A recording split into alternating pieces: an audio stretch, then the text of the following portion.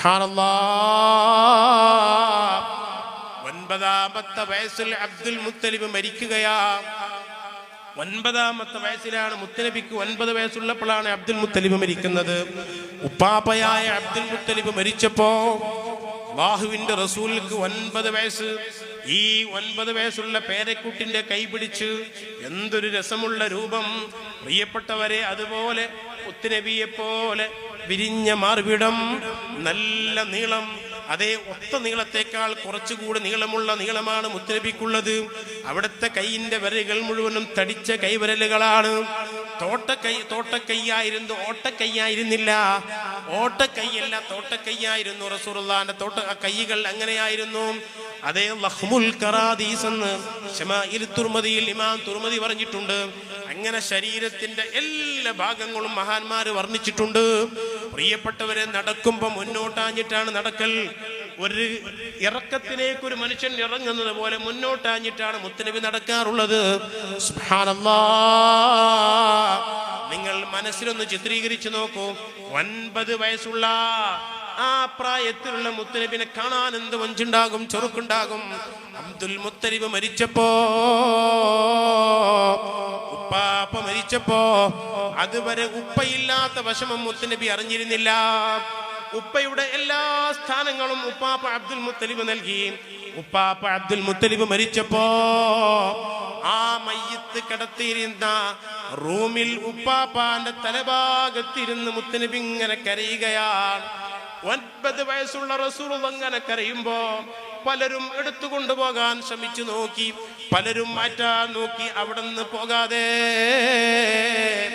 അവിടെ തന്നെ ഇരുന്ന് 9 വയസ്സുള്ള മുത്തനബി കരയുകയാ. അപ്പൊ ഉപ്പയില്ല, ഉമ്മയില്ല. ഉപ്പയും പോയി, ഉമ്മയും പോയി. പിന്നെ ആകെയുള്ളത് ഈ ഉപ്പാപ്പയാണ്.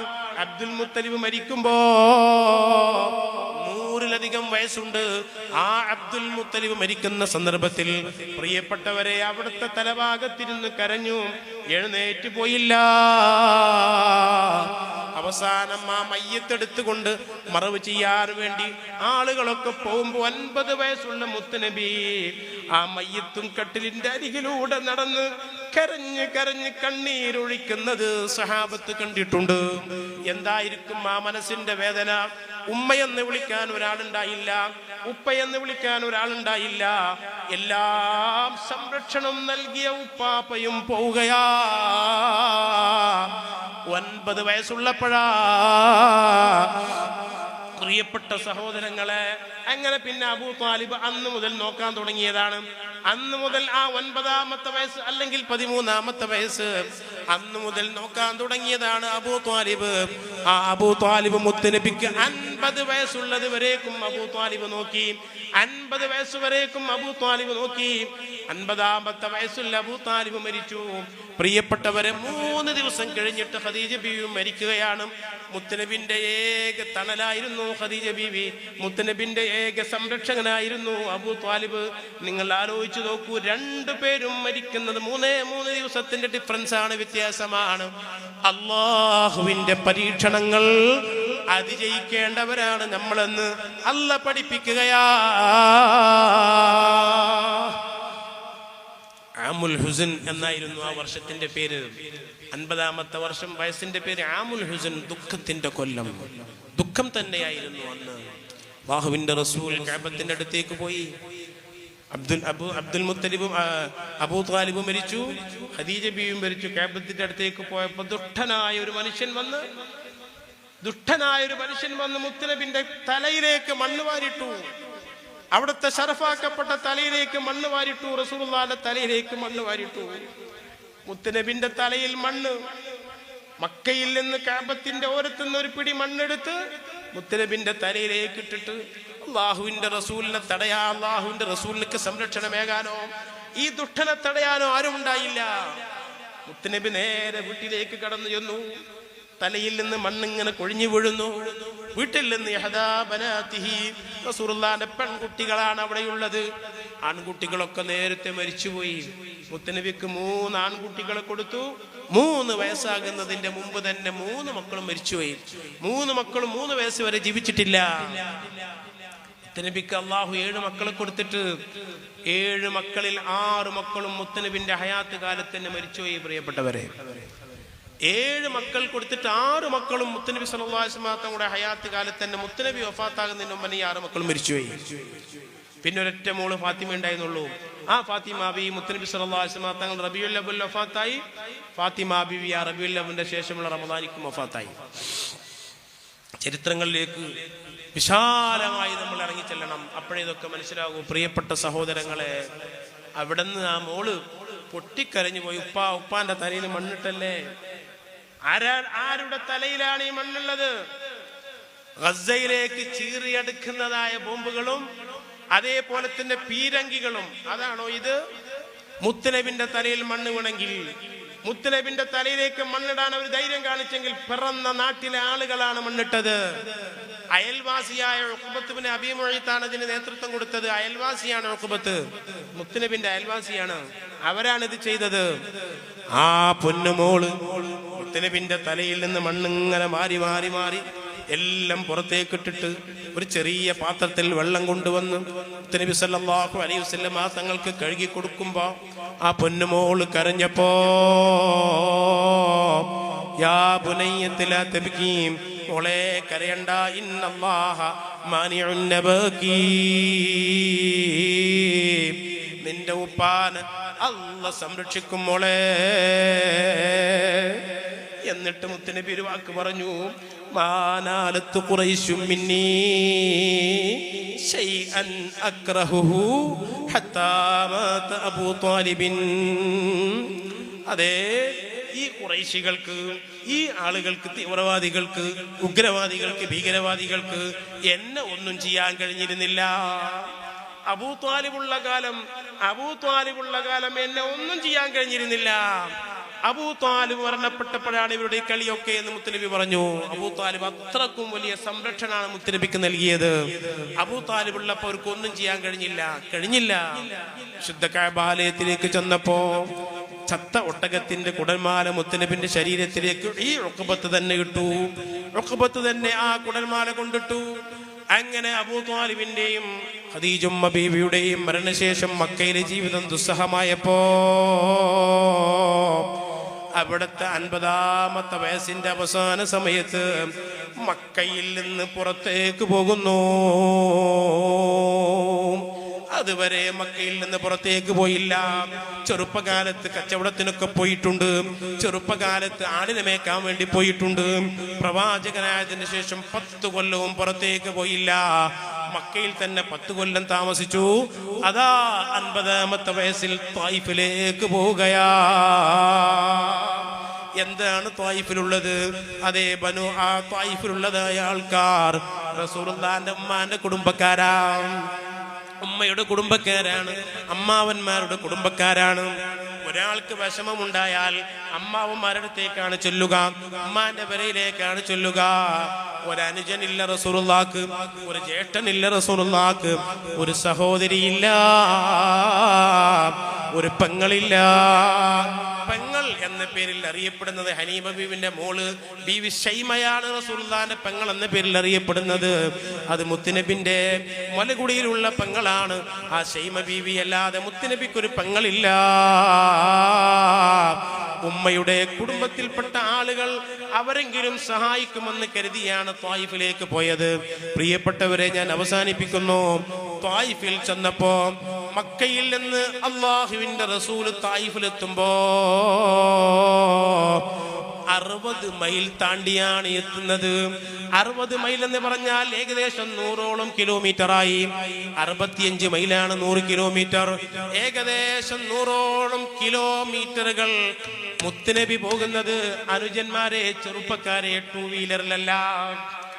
ഇന്ന് നിങ്ങൾക്ക് ഒരടി മുന്നോട്ട് നടക്കാൻ പ്രയാസമല്ലേ? എല്ലാവരുടെ വീട്ടിലും 2 വീലറുകളുണ്ട്. എല്ലാവർക്കും അത് ഓടിക്കാൻ അറിയാം. വാഹനമില്ലാത്ത വീടുകൾ ഇന്നില്ല.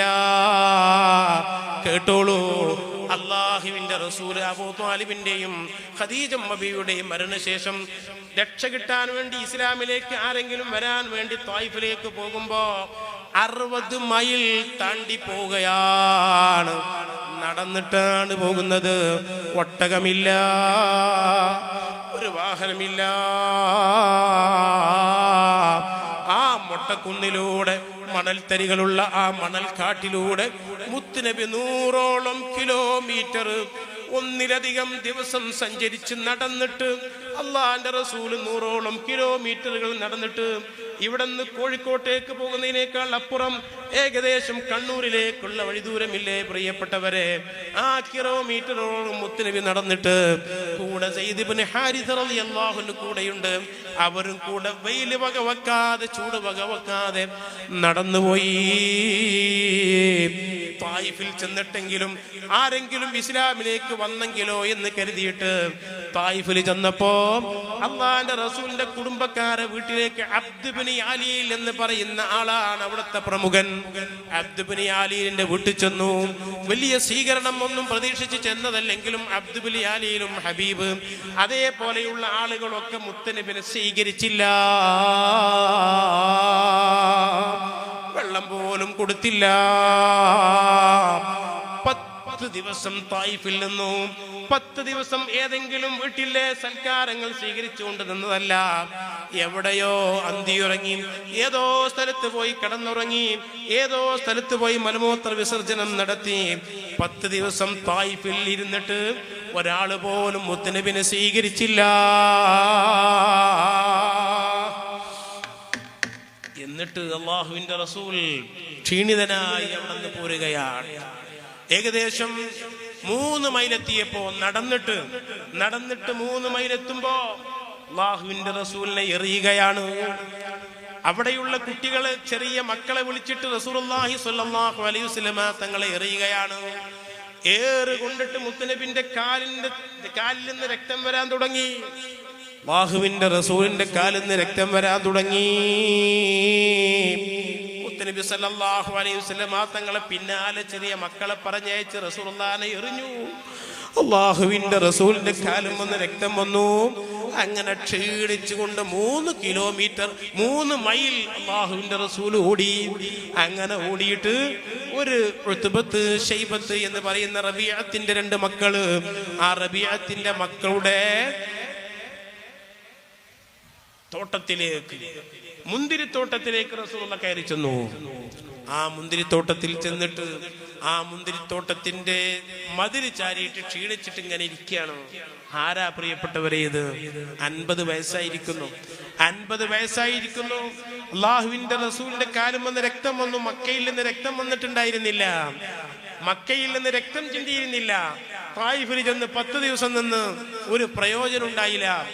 എന്നിട്ട് ആ റബീഅത്തിന്റെ 2 മക്കളായ ഉത്ബത്തിന്റെയും ശൈബത്തിന്റെയും മുന്തിരിത്തോട്ടത്തില് ക്ഷീണിച്ചുകൊണ്ട് റസൂൽ അങ്ങനെ ഇരിക്കുമ്പോ അദ്ദാസ് എന്ന് പറയുന്ന തോട്ടം നോക്കുന്ന ആൾ, ആ തോട്ടത്തിന്റെ ഉടമസ്ഥരുടെ സമ്മതപ്രകാരം ഒരു കുല മുന്തിരി മുത്തുനബിക്ക് കൊണ്ടുപോയി കൊടുത്തു.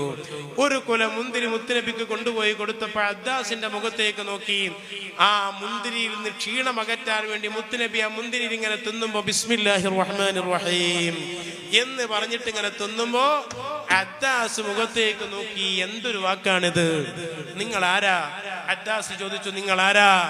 ഞാൻ പ്രവാചകനാണ്. അദ്ദാസിനോട് ചോദിച്ചു, നീ എവിടത്തുകാരനാ? അദ്ദാസ് പറഞ്ഞു, ഞാൻ നീനവാ സ്വദേശിയാണ്, ഇവിടെ പണിക്കാരനാണ്, നീനവാ സ്വദേശിയാണെന്ന് പറഞ്ഞപ്പോ പറഞ്ഞു, അഖി യൂനുസ്, എന്റെ സഹോദരൻ യൂനുസ് നബിന്റെ രാജ്യമാണതെന്ന് പറഞ്ഞു കൊടുത്തു. അങ്ങനെ അദ്ദാസ് ഇസ്ലാം മതം സ്വീകരിച്ചു. ഹബീബായ മുഹമ്മദുർ റസൂലുള്ളാഹി സ്വല്ലല്ലാഹു അലൈഹി വസല്ലമ തങ്ങൾ അവിടെ നിന്ന് പുറപ്പെട്ടു. ഖർനുൽ മനാസിൽ എന്ന് പറയുന്ന സ്ഥലത്തെത്തി. ഖർനുൽ മനാസിൽ എന്ന് പറയുന്ന സ്ഥലത്തെത്തിയപ്പോ മഹാനായ ജിബ്രീൽ അലൈഹിസ്സലാത്തു വസ്സലാം വന്നു. ജിബ്രീൽ ഒരു മേഘത്തിന്റെ ഉള്ളിലായി ജിബ്രീൽ വന്നിട്ട് പറഞ്ഞു, യാ റസൂലല്ലാഹ്, ത്വായിഫിൽ വെച്ച് അങ്ങ് അനുഭവിച്ച വിഷമങ്ങൾ അല്ലാഹു കാണുന്നുണ്ട്. ത്വായിഫിൽ വെച്ച് അങ്ങേക്ക് ഏറി കിട്ടിയത് അല്ലാഹു കാണുന്നുണ്ട്. ത്വായിഫിൽ 10 ദിവസം തങ്ങിയിട്ട് 1 സെക്കൻഡ് പോലും അങ്ങയെ സ്വീകരിക്കാത്ത ജനതയെ അല്ലാഹു കാണുന്നുണ്ട്. അതുകൊണ്ട് എന്റെ കൂടെ ആ മല കൊണ്ട് ഏൽപ്പിക്കപ്പെട്ട മലയുടെ ഉത്തരവാദിത്തപ്പെട്ട മലക്കന്റെ കൂടെയുണ്ട്. മല കൊണ്ട് ഏൽപ്പിക്കപ്പെട്ട മലക്ക് റസൂലുള്ളാഹിനോട് സംസാരിക്കുകയാണ്. യാ റസൂലല്ലാഹ്, ഈ രണ്ട് കാണുന്ന മല അഖ്ശബൈൻ, അബൂ ഖുബൈസ് മലയും ആ അബൂ ഖുബൈസിന്റെ ഓപ്പോസിറ്റുള്ള മലയും, ഈ രണ്ട് മലയും കൂടി ഞാൻ എടുത്തിട്ട് ഈ മക്കക്കാരിലും ത്വായിഫുകാരിലും എല്ലാവരുടെയും ശരീരത്തിന്റെ മുകളിലേക്ക് അങ്ങ് മലയിടട്ടെ, തങ്ങൾ സമ്മതിച്ചാൽ മതി. ഇത്ര തങ്ങളെ ധിക്കരിച്ച, ഈ രൂപത്തിൽ തങ്ങൾ ആക്രമിച്ച, ഈ രൂപത്തിൽ തങ്ങളെ ശല്യം ചെയ്ത ആളുകൾ വേണ്ട നബിയെ.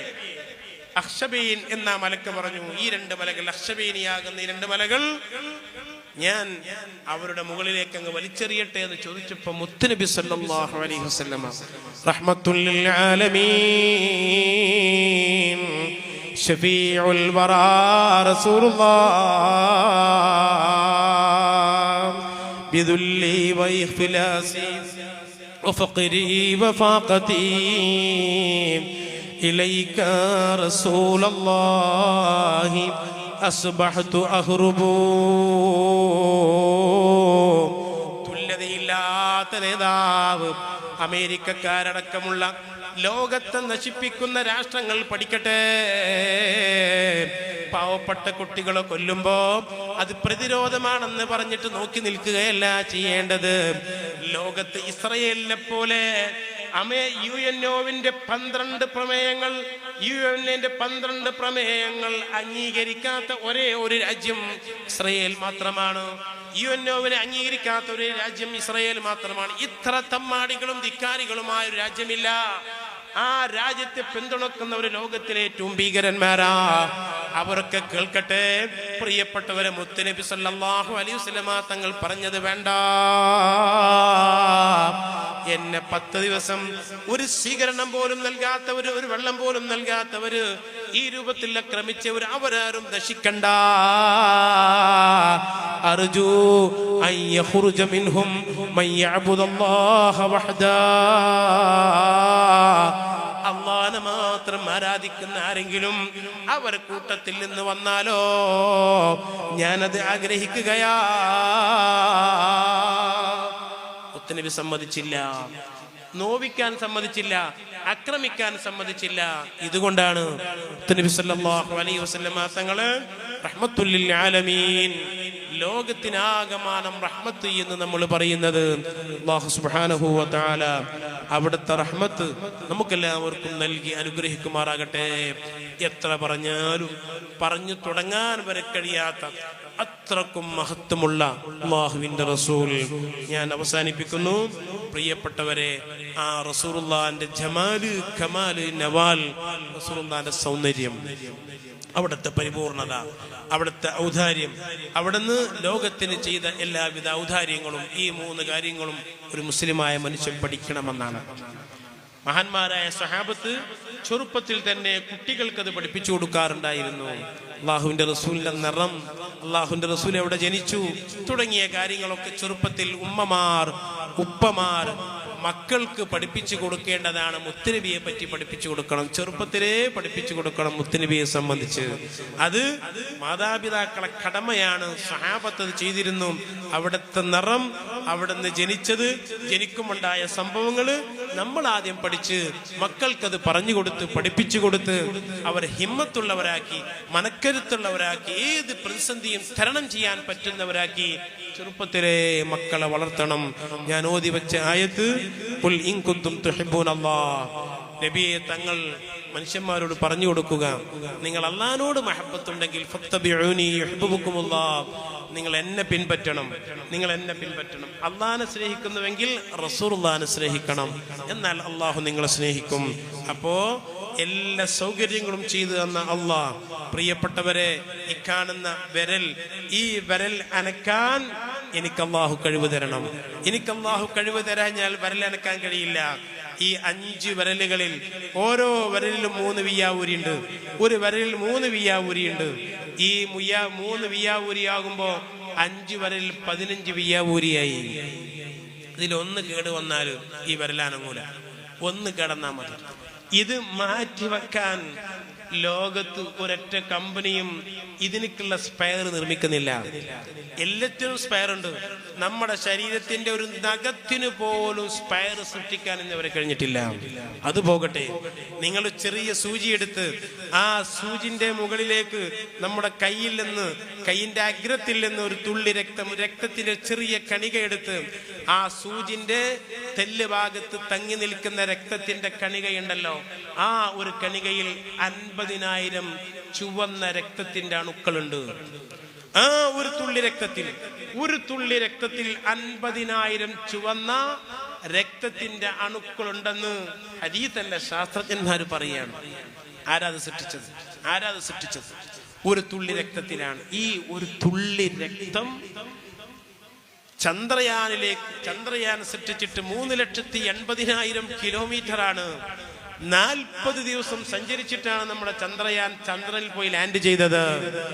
ആ ചന്ദ്രനിൽ പോകുന്ന മനുഷ്യന്മാർ, ഇനി സൂര്യനിലേക്ക് പോകാൻ ശ്രമിക്കുന്ന മനുഷ്യന്മാർ, അതിന്റെയും അപ്പുറത്ത് 68 കോടി കിലോമീറ്റർ ഭൂമിയിൽ നിന്ന് സഞ്ചരിച്ച് 68 കോടി കിലോമീറ്റർ ഭൂമിയിൽ നിന്ന് സഞ്ചരിച്ച് ഏകദേശം 10-ലധികം മാസം സഞ്ചരിച്ച് ചൊവ്വയിൽ എത്തി മറ്റൊരു ഉപഗ്രഹം. ഇങ്ങനെയൊക്കെ ചെയ്തിട്ടും ഒരു തുള്ളി രക്തമുണ്ടാക്കാൻ മനുഷ്യന് കഴിഞ്ഞില്ല. ഒരു തുള്ളി രക്തം ഉണ്ടാക്കാൻ കഴിഞ്ഞില്ല. രക്തം ഉണ്ടാക്കാൻ പോകട്ടെ, ഉള്ള രക്തത്തിന്റെ പോസിറ്റീവ് ഒന്ന് നെഗറ്റീവ് ആക്കാൻ കഴിഞ്ഞില്ല. ഓ എന്ന് ബി ആക്കാൻ കഴിയില്ല മനുഷ്യന്മാർക്ക്. അതും പോകട്ടെ, ഈ ഉള്ളവൻ ഇവിടെ പ്രസംഗിക്കുന്നു. ഇത്രയും സമയം പ്രസംഗിച്ചപ്പോൾ എൻ്റെ നാവ് ഇങ്ങനെ ചലിക്കുന്നു. ഈ നാവ് ചലിക്കണമെങ്കിൽ എനിക്ക് തുപ്പുനീര് വേണം. തുപ്പുനീര് ഞാൻ നാവ് ചലിക്കൂല. വായെങ്ങാനും ഉണങ്ങിയാൽ ശബ്ദം പുറത്തേക്ക് വരൂല. ഈ തുപ്പുനീര് ആര് സൃഷ്ടിച്ചു തന്നതാണ്? ചെറുപ്പക്കാരെ ഞാൻ അവസാനിപ്പിക്കുന്നു, ഉമ്മമാരെ അവസാനിപ്പിക്കുന്നു. ഇത് റബ്ബ് സുബ്ഹാനഹു വ തആല തന്നതാണ്. ഇതൊക്കെ അല്ലാഹു തന്നതാണ് എന്നൊരു ബോധം നമുക്കുണ്ടാകണം. നമ്മൾ മുസ്ലിമീങ്ങളായ ആൾക്കാർ ഏതെങ്കിലും ഒന്നിന്റെ പിന്നാലെ പോകേണ്ടവരല്ല. നമുക്ക് എന്തൊക്കെ ചെയ്യണം, എന്തൊക്കെ കാണിക്കണം, എല്ലാം മുത്തുനബി പറഞ്ഞു തന്നിട്ടാ പോയിട്ടുള്ളത്. ഒന്നും ഒഴിവാക്കിയിട്ടില്ല. എങ്ങനെയാണ് കല്യാണം കഴിക്കേണ്ടത്, എങ്ങനെയാണ് നിക്കാഹ് കഴിക്കേണ്ടത്, ആ നിക്കാഹിന്റെ സദസ്സ് എങ്ങനെയാണ്, അതേപോലെ തന്നെ എങ്ങനെയാണ് വീട്ടിലേക്ക് കടന്നു ചെല്ലേണ്ടത്, എല്ലാ കാര്യങ്ങളും നബി സല്ലല്ലാഹു അലൈഹി വസല്ലം തങ്ങൾ പഠിപ്പിച്ചിട്ടാണ് പോയിട്ടുള്ളത്. പ്രിയപ്പെട്ട സഹോദരന്മാരെ, സഹോദരിമാരെ, ഓർമ്മപ്പെടുത്തുന്നു. ചെറിയൊരു ഉദാഹരണം പറഞ്ഞു എന്ന് മാത്രം. നിങ്ങൾ ആലോചിച്ചു, ഇപ്പൊ നിങ്ങളൊരു 1.5 മണിക്കൂർ 2 മണിക്കൂറായി ഇവിടെ ഇരിക്കുന്നു. ഇനി ഒന്ന് എഴുന്നേറ്റാൽ ഊരക്കൊരു ചെറിയ വേദന ഇല്ലാത്ത ആരപ്പ കൂട്ടത്തിലുണ്ടാകുക? നിങ്ങളൊന്ന് എഴുന്നേറ്റ് നോക്കാട്ടെ, എല്ലാവരും എഴുന്നേറ്റ് നോക്കാട്ടെ. പെണ്ണുങ്ങൾ എഴുന്നേൽക്കേണ്ട, ആണുങ്ങൾ മാത്രം. ഒരു 3 സ്വലാത്തൊന്ന് ചൊല്ലി നോക്കട്ടെ. സ്വല്ലല്ലാഹു അലാ മുഹമ്മദ് സ്വല്ലല്ലാഹു അലൈഹി വസല്ലം, സ്വല്ലല്ലാഹു അലാ മുഹമ്മദ് സ്വല്ലല്ലാഹു അലൈഹി വസല്ലം, اللهم صل على محمد يا رب صل عليه وسلم. ഞാനിത് എന്തിനാ ചെയ്തതെന്നറിയോ? നിങ്ങൾക്കൊക്കെ ഒരു ചെറിയ ഒരു വേദന അല്ലെ അതുപോലത്തെ ഊരക്ക് വന്നെങ്കിൽ 9 മാസം നമ്മൾ ഉമ്മാന്റെ ഗർഭാശയത്തിൽ ഇങ്ങനെ ഊര വളച്ചിട്ട് കിടന്നിട്ടുണ്ട്. ഉമ്മാന്റെ ഗർഭാശയത്തിൽ 9 മാസം ചുരുണ്ട് വളഞ്ഞ് കിടന്നിട്ട് നമുക്കൊരു കുഴപ്പവും പറ്റിയില്ല. പ്രിയപ്പെട്ട സഹോദരന്മാരെ, നിപ്പ വന്നത് വവ്വാലിലൂടെയാണെന്ന് പറയുന്നു. അങ്ങനെ ഓരോന്ന് വന്നത് ഓരോന്നിലൂടെയാണെന്ന് പറയുന്നു. നമ്മൾ ജീവനൊന്ന് വേറെ, റൂഹൊന്ന് വേറെ. ജീവനൊന്ന് വേറെ, ഹയാത്ത് റൂഹ് രണ്ടും ഒന്നുമല്ല. 4 മാസത്തിന് മുമ്പ് തന്നെ ജീവൻ ഉണ്ടാകാം, റൂഹ് 4-ാമത്തെ മാസത്തിലേ ഉണ്ടാകൂ.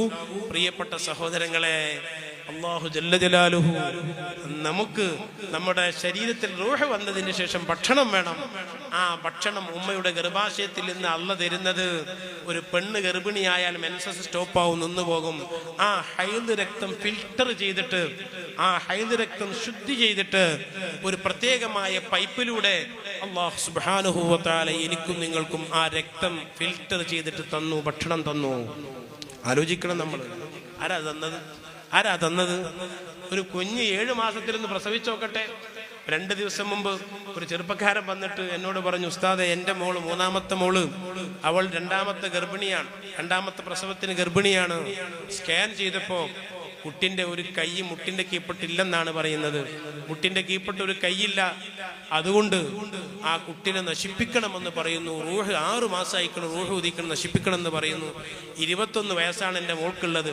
ഡോക്ടർമാര് മെഡിക്കൽ കോളേജിൽ നിന്ന് പറഞ്ഞു, ആ കുട്ടിനെ മോളെ എടുത്ത് കളഞ്ഞാളാ, നീ 21 വയസ്സല്ലേ ആയിട്ടുള്ളൂ, ഇനിയും പ്രസവിക്കുമല്ലോ, അതിനെടുത്ത് കളഞ്ഞാളാന്ന് പറഞ്ഞപ്പോൾ ഡോക്ടറോട് മോള് ചോദിച്ചു, ഡോക്ടറെ അതെടുത്ത് കളഞ്ഞിട്ട് അടുത്ത കുട്ടി ഇങ്ങനെ ആയാലോ?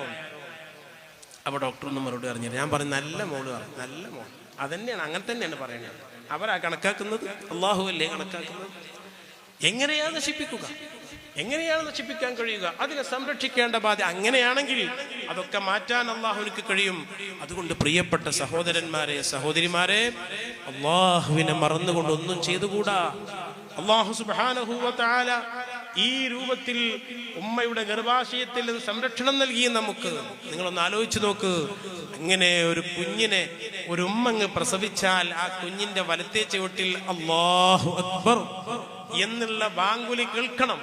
അല്ലാഹു അക്ബർ അത് ആരാണോ ഉള്ളത്, അത് ഇനി മറ്റൊരു മതത്തിൽപ്പെട്ട ആരായിരുന്നാലും കുഴപ്പമില്ല, മുസ്ലിം ആയിക്കൊള്ളുന്നില്ല, ആണായിക്കൊള്ളുന്നില്ല, ഇനി ശുദ്ധിയുള്ളവൾ ആയിക്കൊള്ളണമെന്നില്ല, ആരാണോ ഉള്ളത് അവർ അല്ലാഹു അക്ബർ എന്ന കുട്ടിന്റെ വലത്തെ ചവിട്ടിൽ പറയട്ടെ.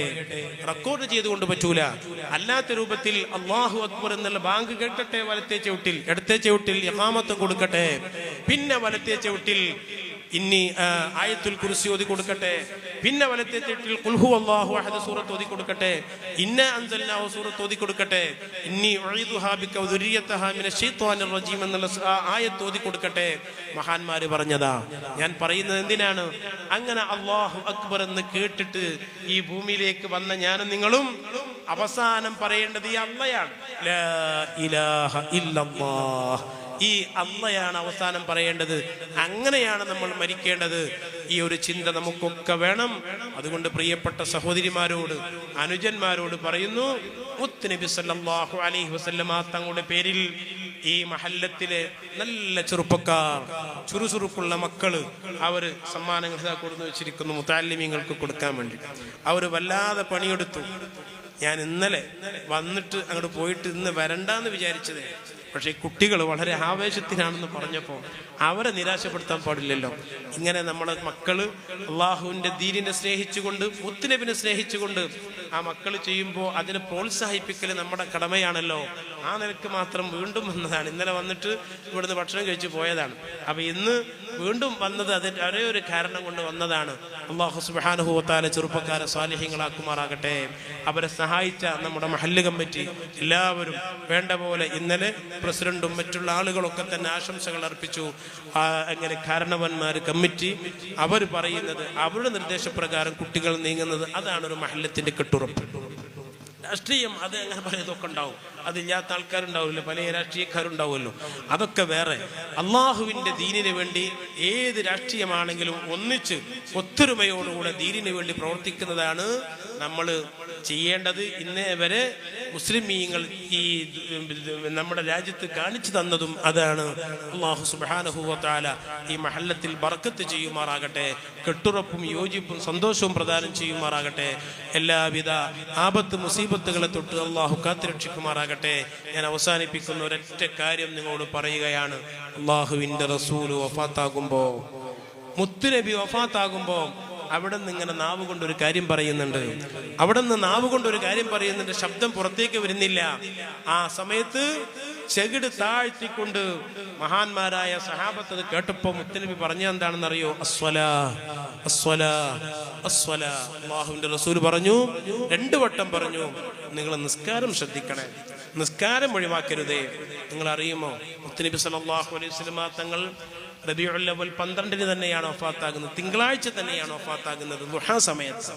അല്ലാഹുവിന്റെ റസൂല് അന്ന് ആ വഫാത്തിന്റെ ദിവസം സഹീഹുൽ ബുഖാരിയിൽ കാണാം, വഫാത്തിന്റെ ദിവസം പള്ളിയിലേക്ക് വരാൻ കഴിയാതെ വീട്ടിലിരിക്കുകയാണ്.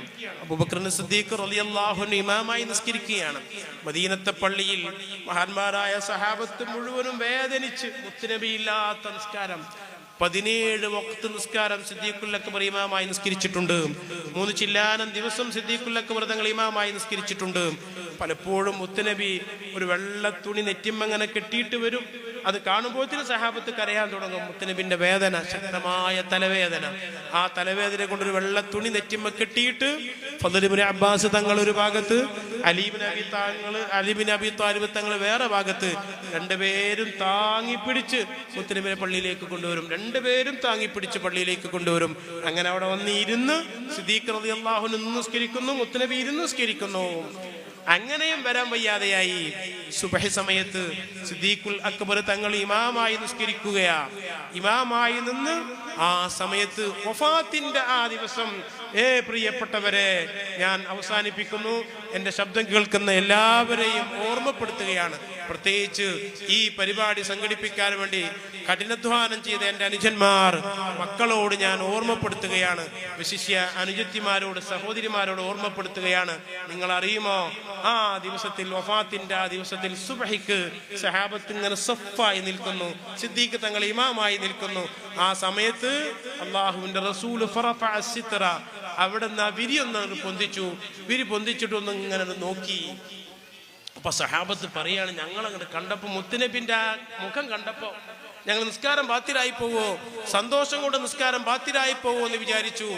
ആ മുഖം, പ്രകാശിക്കുന്ന ആ മുഖം, അൻത ഫിൽ കുല്ലി ജമീലു വജമാലു യാ മുതഈ, എല്ലാവിധ സൗന്ദര്യമുള്ള ആ മുഖം ഞങ്ങളങ്ങ് കണ്ടപ്പോ ഞങ്ങളൊക്കെ നിസ്കാരം ബാത്തിലായി പോകുമോ, സന്തോഷം കൂടെ നിസ്കാരം ബാത്തിലായി പോകുമോ എന്ന് വിചാരിച്ച് സിദ്ദീഖ് തങ്ങൾ മെഹ്റാബിൽ നിന്ന് പിന്നോട്ടടിച്ച് റസൂലുള്ളാഹി നിസ്കരിക്കാൻ വേണ്ടി വരുമോ എന്ന് വിചാരിച്ച് പിന്നോട്ടടിച്ചപ്പോ അവിടെ തന്നെ നിന്നോളൂ എന്ന് പറഞ്ഞിട്ട് നിസ്കാരത്തിന് സഫ് നിൽക്കുന്ന സ്വഹാബത്തിനെ കണ്ട് മുത്തുനബി പുഞ്ചിരിച്ചു. അള്ളാഹുവിന്റെ റസൂലിന് അവിടെയുള്ള മദീനത്തുള്ള സ്വഹാബിമാര് മുഴുവനും പുഞ്ചിരിക്കാനുള്ള അവസരം ഉണ്ടാക്കി കൊടുത്തു. അള്ളാഹുവിന്റെ റസൂൽ സഹാബത്ത് നിസ്കരിക്കുന്നത് കണ്ട് ചിരിച്ചിട്ടാണോ വഫാത്തായത്? നിസ്കരിക്കുന്നത് കണ്ട് ചിരിച്ചിട്ടാണോ വഫാത്തായത്? അതുകൊണ്ട് ഉമ്മമാരെ, രക്ഷിതാക്കളെ, നമ്മൾ സന്തോഷിക്കുന്നത് മക്കൾ നിസ്കരിക്കുന്നവരാവണം. ആ നിരക്കായിരിക്കണം.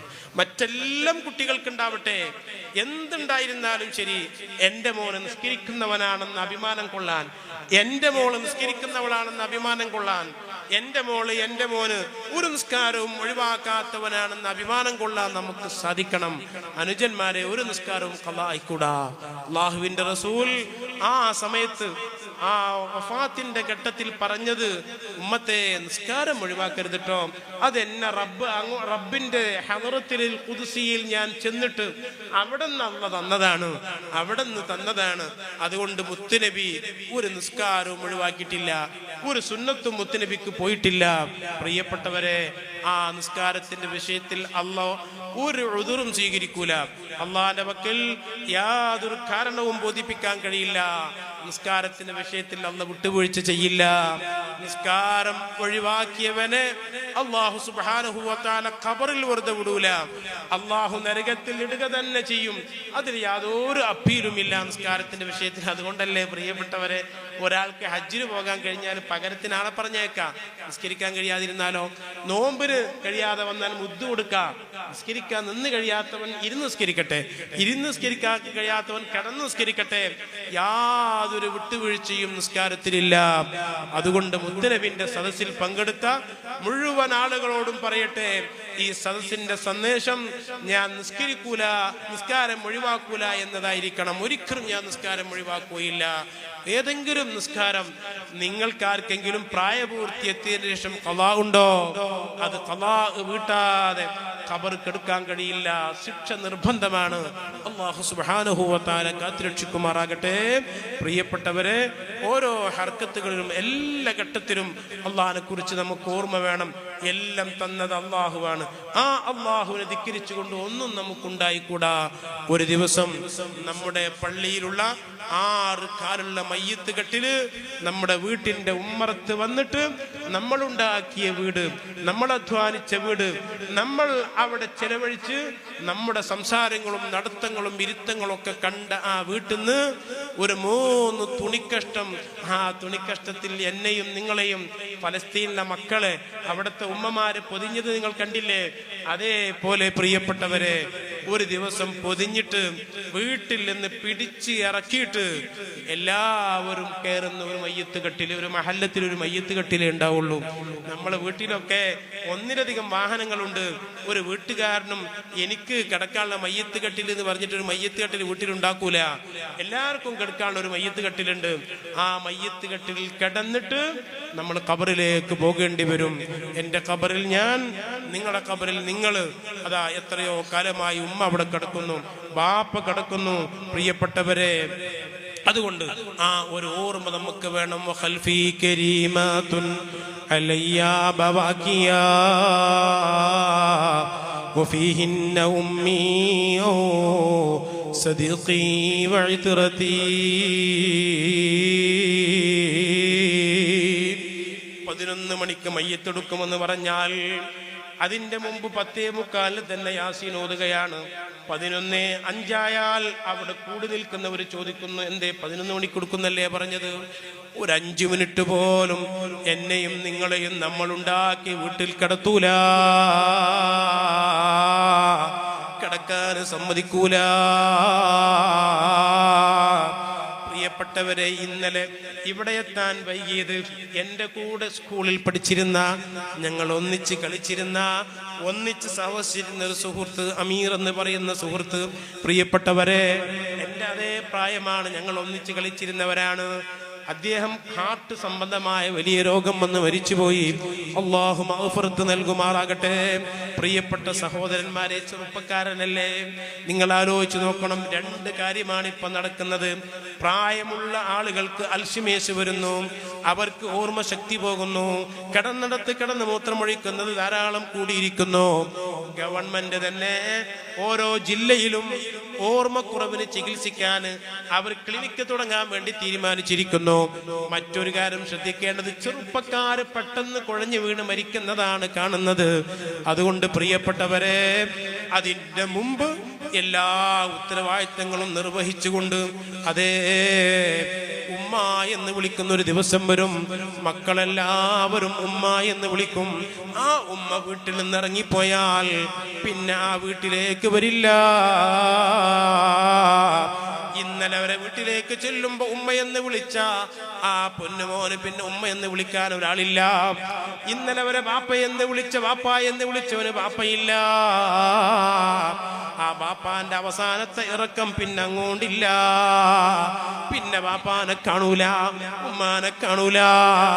ഉമ്മയില്ലാത്ത കല്യാണമായിരിക്കും, ബാപ്പയില്ലാത്ത കല്യാണമായിരിക്കും, സൽക്കാരങ്ങളായിരിക്കും. പ്രിയപ്പെട്ടവരെ, ഇത് അനുഭവിക്കാനുള്ളതല്ലേ, അത് സംഭവിക്കുന്നതല്ലേ. അതുകൊണ്ട് ആ സമയത്ത് ലാ ഇലാഹ ഇല്ലല്ലാഹ് എന്ന് ചൊല്ലി മരിക്കാനുള്ള ഒരു തൗഫീഖിന് വേണ്ടി അധ്വാനിക്കണേ, അതിനു വേണ്ടി സമയം കളയണേ. ഇന്നലെ എനിക്കും നിങ്ങൾക്കും ഉണ്ടായ ആയുസ് ഇന്നില്ല. ഇന്ന് ആയുസ് ഒരു ദിവസം കുറഞ്ഞു പോയി. ഇന്നലെ ഞാനും നിങ്ങളും ഖബറിലേക്കുള്ള ദൂരം അതിന്ന് കുറഞ്ഞു പോയി. ഞാനും നിങ്ങളും ഖബറിലേക്ക് ഇങ്ങനെ അടുത്തുകൊണ്ടിരിക്കുകയാ. ആരാരുമില്ലാതെ ഞാനും നിങ്ങളും ഒറ്റക്ക് കിടക്കേണ്ട ഒരു ഖബർ. ഇന്ന് നമ്മുടെ ഉമ്മാമ കിടക്കുന്നു, ബാപ്പ കിടക്കുന്നു, ബന്ധപ്പെട്ടവരൊക്കെ കിടക്കുന്നു. അതുപോലെ ഞാനും നിങ്ങളും കിടക്കേണ്ടി വരും. ആ മൂടുകല്ല് വെച്ച് ഒരു ചെറിയ ലൈറ്റ് പോലും ഇല്ലാതെ ഈ കാണുന്ന കവിൾത്തടം മണ്ണോട് ചേർത്തിക്കൊണ്ട് 3 ദിവസം കഴിഞ്ഞാൽ ഈ കാണുന്ന കണ്ണിറങ്ങി വന്ന് കവിൾത്തടത്തിൽ വരും. അതാണല്ലോ കണ്ണുപോക്ക്. ആ കണ്ണുപോക്കാണല്ലോ കണ്ണോക്കായത്. കണ്ണോക്ക് എന്ന് പറയുന്നത് കണ്ണുപോക്കാണ്. കണ്ണോക്ക് 3-ാമത്തെ ദിവസമല്ലേ കണ്ണിറങ്ങിയിട്ട് കവിൾത്തടത്തിൽ വന്നു നിൽക്കും. സുബ്ഹാനല്ലാഹ്. അലദ്ദൂദുൽ ഖുദൂദ വഗാസ ഫീഹാ അകൂലൽ ലിൽ ബരിയാതി തിറാബി. എന്റെയും നിങ്ങളും ശരീരത്തിലും ഉമ്മാന്റെയും ബാപ്പാന്റെയും ശരീരത്തിൽ ശിരസ് മുതൽ കാല് വരെ മൂക്കിന്റെ ഉള്ളിലും ചെവിന്റെ ഉള്ളിലും വായന്റെ ഉള്ളിലൊക്കെ പുഴുക്കൾ അരിച്ചു നടക്കും. സുബ്ഹാനല്ലാഹ്. വയറ് കീറിപ്പോകും, വയറ് പൊട്ടിപ്പോകും. സുബ്ഹാനല്ലാഹ്. അങ്ങനെയുള്ള ഒരു ദിവസം നമുക്കൊക്കെ വരാനുണ്ടെന്ന ഓർമ്മ പ്രിയപ്പെട്ടവരെ നമ്മുടെ മനസ്സിൽ വേണം കേട്ടോ. എൻ്റെ അനുജന്മാരോട് പറയുന്നു, മുട്ടുപുക്കളിന്റെ ഇടയിലുള്ള സ്ഥലം പുരുഷന്മാരെ ഔറത്താണ്. ആ ഔറത്ത് കാണിച്ചുകൊണ്ടുള്ള ഒരു ട്രൗസർ പോലും അണിയരുതേ. അതൊക്കെ ഫാഷനായി മക്കളെ, നമുക്കതൊന്നും പറ്റൂല. അത്തരം ഫാഷന് പറ്റൂല. മുട്ടുപുക്കളിന്റെ ഇടയിലുള്ള സ്ഥലം ഔറത്താണ്. ആരെങ്കിലും എന്തെങ്കിലും ചെയ്യുന്നതിന്റെ പിന്നാലെ മക്കളെ നിങ്ങൾ പോകരുത്. അത് പഴയകാലത്ത് പോലീസുകാരായിരുന്നു അങ്ങനെ നടന്നിരുന്നത്. അത് അവർക്കുള്ള മോശമായ ഡ്രസ്സാണെന്ന് കരുതിയിട്ട് ഗവൺമെന്റ് തന്നെ മാന്യമായ ഡ്രസ്സ് പോലീസുകാർക്ക് കൊടുത്തതാണ്, പാന്റ് കൊടുത്തതാണ്. അതുകൊണ്ട് തന്നെ ഔറത്ത് ഒളിവാക്കിക്കൊണ്ട് മക്കളെ നിങ്ങൾ നടക്കരുത് കേട്ടോ. അതോടുകൂടെ ഉമ്മമാരോട് അനുജത്തിമാരോട് ഞാൻ ഓർമ്മപ്പെടുത്തുകയാ, അന്യ പുരുഷൻ കാണുന്ന നിങ്ങളെ ശരീരം കാണുന്ന രൂപമുണ്ടായാൽ മുത്തുനബി പറഞ്ഞിട്ടുണ്ട്, ലാ യദ്ഖുലുൽ ജന്ന വനിസാഉൻ കാസിയാത്തുൻ ആരിയാത്തുൻ മായിലാത്തുൻ മുമീലാത്തുൻ റൂസുഹുന്ന കാസിനബത്തിൽ ബുഖ്തിൽ മായിലാ. ചില പെണ്ണുങ്ങൾ വരാനുണ്ട്. മുത്തുനബി പറഞ്ഞിട്ടുണ്ട്, ഞാൻ പെണ്ണുങ്ങളെ ഞാൻ കണ്ടിട്ടില്ല. ആഖിറു സമാനിൽ ആ പെണ്ണുങ്ങൾ വരും. അങ്ങനെ വന്നിട്ട് അവർ വസ്ത്രം ധരിച്ചിരിക്കും. പക്ഷേ അവരുടെ ശരീരത്തിന്റെ വടിവുകളും വണ്ണ വലിപ്പങ്ങളും കാണുന്ന രൂപത്തിൽ, മറ്റു പുരുഷന്മാർ കാണുന്ന രൂപത്തിൽ വസ്ത്രം ധരിക്കും. എങ്ങനെ വസ്ത്രം ധരിക്കും? മുടികൾ മറ്റുള്ള ആളുകൾ കാണുന്ന രൂപത്തിൽ പുരുഷന്മാരെ ആകർഷിപ്പിക്കുന്ന ശൈലിയുള്ള വസ്ത്രം ധരിച്ചുകൊണ്ട് പുറത്തേക്ക് ഇറങ്ങുന്ന പെണ്ണുങ്ങൾ ലാ യദ്ഖുലുൽ ജന്ന, അവർ സ്വർഗത്തിൽ കടക്കില്ല. വലാ യജിദുന റീഹഹാ, സ്വർഗത്തിന്റെ മണം പോലും അവർക്ക് ശ്വസിക്കാൻ കഴിയില്ല. ഉമ്മമാരെ, കുറച്ചു കാലം ജീവിച്ചിട്ട്, അതും കുറച്ചു കാലം 10-60 വയസ്സ് കഴിഞ്ഞാൽ ഷുഗർ വരുന്നു, മുട്ടുവേദന വരുന്നു, ഇങ്ങനെ രോഗങ്ങളെ കൊണ്ട് കഷ്ടപ്പെട്ട് ഉമ്മമാരെ ഒരു സെക്കൻഡ് പോലും സ്വർഗത്ത് കടക്കാൻ കഴിയാതെ വന്നാൽ, നരകത്തിന്റെ വിറകുകളായാൽ പിന്നെ ജീവിച്ചിട്ടെന്താണ് കാര്യം? മുത്തുനബി പറയുന്നുണ്ട്, ഇങ്ങനെ പുരുഷന്മാരെ ആകർഷിപ്പിക്കുന്ന രൂപത്തിൽ, അവർക്ക് ശരീരം പ്രദർശിപ്പിക്കുന്ന രൂപത്തിൽ നടന്നാൽ അല്ലാഹു അവർക്ക് സ്വർഗം ഹറാമാക്കിയിരിക്കുന്നു. അല്ലാഹു നമ്മുടെ ഉമ്മമാരെ, അനുജത്തിമാരെ, സഹോദരിമാരെ രക്ഷപ്പെടുത്തുമാറാകട്ടെ. ഇസ്ലാമിക നിയമങ്ങളനുസരിച്ച് ജീവിക്കാൻ അവർക്ക് അല്ലാഹു തൗഫീഖ് നൽകട്ടെ. അർഹമുർ റഹീമായ റബ്ബേ, ഇന്നലത്തെ സദസ്സും ഇന്നത്തെ സദസ്സും ഞങ്ങൾ ഫലസ്തീനിലെ മക്കൾക്ക് വേണ്ടി നൽകുകയാണ്. അല്ലാഹ്, ഫലസ്തീനിലെ കുഞ്ഞു പൈതങ്ങള് റബ്ബേ, ഫലസ്തീനിലെ ഉമ്മമാര്, അനുജത്തിമാര്, സഹോദരിമാര്, ഫലസ്തീനിലെ യോദ്ധാക്കൾ റബ്ബേ, അവരാര് തീവ്രവാദിയാക്കിയാലും ആര് മോശമാക്കിയാലും നിനക്കറിയാം, അവർ ഒരു രാജ്യത്തെയും ആക്രമിച്ചിട്ടില്ല. അവർ അവരുടെ രാജ്യത്തിനെ ആക്രമിക്കുന്നവരെ മാത്രമാണ് നേരിട്ടത്. അവർ ജനിച്ച ഭൂമിക്ക് വേണ്ടിയാണ് അവർ പൊരുതുന്നത്. അതെല്ലാവർക്കും അറിയുന്നതാണ്. റബ്ബേ, ഈ 2 ദിവസത്തെ സദസ്സ് അവരോട് ഐക്യദാർഢ്യമായി ഞങ്ങൾ പ്രഖ്യാപിക്കുന്നു. അല്ലാഹ്, അവർക്ക് നീ രക്ഷ നൽകണേ. അല്ലാഹ്, അവർക്ക് നീ സലാമത്ത് നൽകണേ. അല്ലാഹ്, റബ്ബേ, പെടഞ്ഞു മരിക്കുന്ന കുഞ്ഞുങ്ങളെ കണ്ട് വല്ലാതെ വേദനയാകുന്നു. റബ്ബേ, പൊട്ടിക്കരയുന്ന ഉമ്മമാരെ കണ്ട് വല്ലാതെ വേദനയാകുന്നു. റബ്ബേ, റബ്ബേ, നീ സലാമത്ത് നൽകണം. അല്ലാഹ്, സലാമത്ത് നൽകണം. അല്ലാഹ്, രക്ഷപ്പെടുത്തണം. അല്ലാഹ്, നിന്റെ റഹ്മത്തും നോട്ടവും അവരിലേക്ക് എത്തിക്കണേ. അല്ലാഹ്, അവരെ രാജ്യത്തെ നീ സംരക്ഷിക്കണേ. അല്ലാഹ്, അവരെ ആക്രമിക്കുന്നവരാരായിരുന്നാലും, അവരെ ആക്രമിക്കുന്ന അക്രമികളെ സഹായിക്കുന്നവരാരായിരുന്നാലും എല്ലാ നിലക്കും അവരെ പരാജയപ്പെടുത്തണം. അല്ലാഹ്, പരാജയപ്പെടുത്തണം. അല്ലാഹ്, അർസിലിൽ അദാബ ഇലൈഹിം, അർസിലിൽ അദാബ ഇലൈഹിം മസ്ഖുഹും കുല്ല മുമസ്ഖിൻ യാ റബ്ബ് യാ അല്ലാഹ് യാ ജബ്ബാർ യാ ഖഹാർ. റബ്ബേ, ഇവിടുത്തെ ചെറുപ്പക്കാർ അവരെ നീ നന്നാക്കണേ. അല്ലാഹ്, സ്വാലിഹീങ്ങളാക്കണേ. അല്ലാഹ്, ഒരു നിസ്കാരവും ഖളാ ആക്കാതെ നിസ്കരിക്കുന്നവരാക്കണേ. അല്ലാഹ്, ഇവിടെ തടിച്ചുകൂടിയ ഉമ്മമാരെ, അനുജത്തിമാർ, അവരൊക്കെ നീ സ്വാലിഹാത്തുകളാക്കണേ. അല്ലാഹ്, അവർക്ക് സാലിഹീങ്ങളായ മക്കളെ നൽകണേ. അല്ലാഹ്, ഉള്ള മക്കളെ നീ സാലിഹീങ്ങളാക്കണേ. അല്ലാഹ്, എല്ലാവിധ ചീത്ത സ്വഭാവങ്ങളിൽ നിന്നും ലഹരികളിൽ നിന്നും അവരെ രക്ഷപ്പെടുത്തണേ. അല്ലാഹ്, ലഹരിയുടെ പിടുത്തത്തിൽ നിന്ന് ഞങ്ങളെ മക്കളെ നീ കാക്കണേ. അല്ലാഹ്, നിനക്കല്ലാതെ ആ മക്കളെ കാക്കാൻ കഴിയില്ല അല്ലാ. ഒരു നിയമത്തിനും അത് തടുത്തു നിർത്താൻ കഴിയില്ല അല്ലാ. ലഹരിയിൽ നിന്ന് ഞങ്ങളെ മക്കളെ, ഞങ്ങളെ നാടിനെ, ഞങ്ങളെ മഹല്ലത്തിനെ നീ കാക്കണേ അല്ലാ. അല്ലാഹുവേ, ഞങ്ങളെ ഖബർസ്ഥാനിൽ മറപ്പെട്ട് കിടക്കുന്ന മുഴുവൻ ആളുകൾക്കും നീ മഗ്ഫിറത്തും റഹ്മത്തും നൽകണേ അല്ലാ. ഞങ്ങൾ ഇന്ന് മരണപ്പെട്ടു പോയവർക്കൊക്കെ മഗ്ഫിറത്തും റഹ്മത്തും നൽകണേ അല്ലാ. അല്ലാഹുവേ, ഇതിനു വേണ്ടി സഹകരിച്ച എല്ലാവർക്കും നീ ഖൈറും ബർക്കത്തും ഏറ്റി കൊടുക്കണേ അല്ലാ. ഈ 2 ദിവസം